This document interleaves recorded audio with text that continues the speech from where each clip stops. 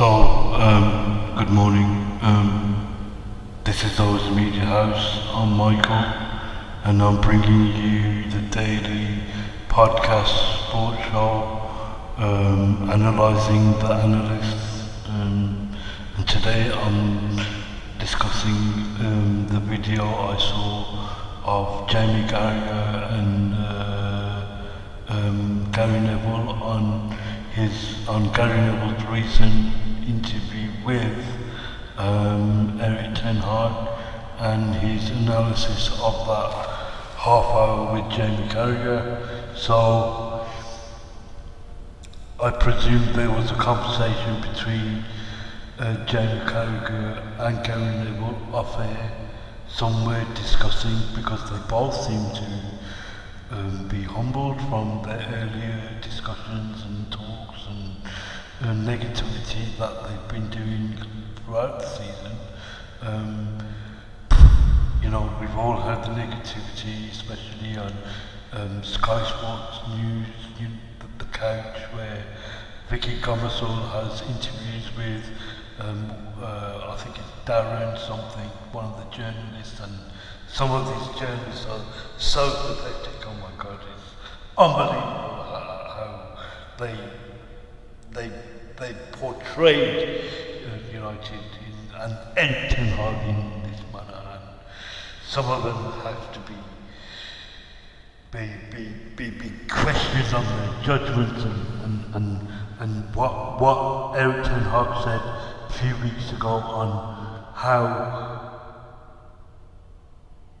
media should be embarrassed on some of their analysis, and it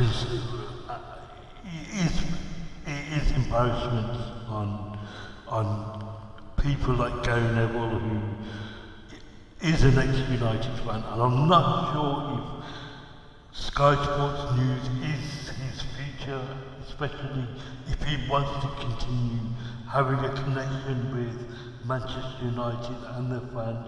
And I think he is a little disconnected himself. He says it himself that he hasn't been back to Manchester United regularly.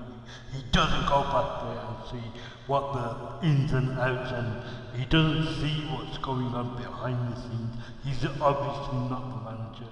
He sits from far aside and he sits and he analyses, and I think half an hour chat with Eric Ten Hag has humbled him, and I think there's still a bit of hope from Gary Neville. I think Manchester United are heading in a new direction with the Ineos coming in and all that, and we need someone who can rally the fan base, because it's so divided. Divide and conquer is the British way, it's the English way, it's divide and conquer, and that's what's happening to Manchester United right now for the past decade. That for the past decade there's been all these fan channels like Alex Talks Football and Mark Goldbridge and the Stretford Paddock, and no one else can get a say. And then you got like the Manchester United Foundation, the Manchester United Supporters Trust, who, I'm sorry, who don't speak for everyone. And I think Gary Neville speaks to a lot of these people, and he forms his opinion based on that, and that's not your entire fan base. If you speak to Ineos, they have their China connections. You will find out half the population of China are Manchester United fans. You wouldn't believe it. You wouldn't believe it. You wouldn't believe that half of India are Manchester United fans. You wouldn't believe it. You wouldn't believe that in Australia, half of them are Manchester United fans. If you go to USA, half of them are United fans.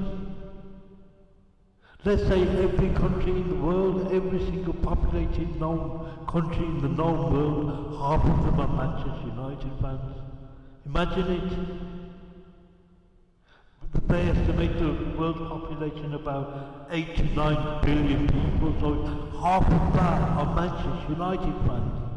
And I'm not saying there are close to 4 billion fans, right? But we have definitely known 1.8 billion fans worldwide. 1.8 billion fans worldwide. And everybody knows it. And from 1.8 billion fans worldwide, we have one fan and ex-United player, Gary Neville. You could rally the fan base. It could be yours, the entire fan base. You just got to stop becoming a Sky Sports news pundit. Why don't you come and work for MUTV? It doesn't make sense. Why are you on Sky Sports News, Gary Neville?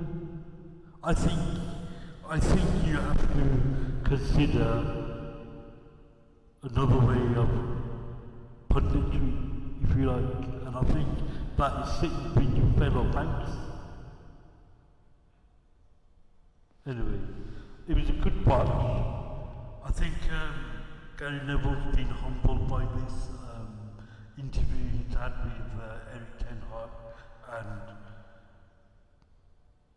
I hope he sees the picture now, and along with Ineos, they give him a new contract maybe? I don't know. I don't know what the answer is. Maybe you'll wait another season. I don't know. But Ineos have to announce that Eric Ten Hag is a man. They have to do it sooner rather than later. Thank you.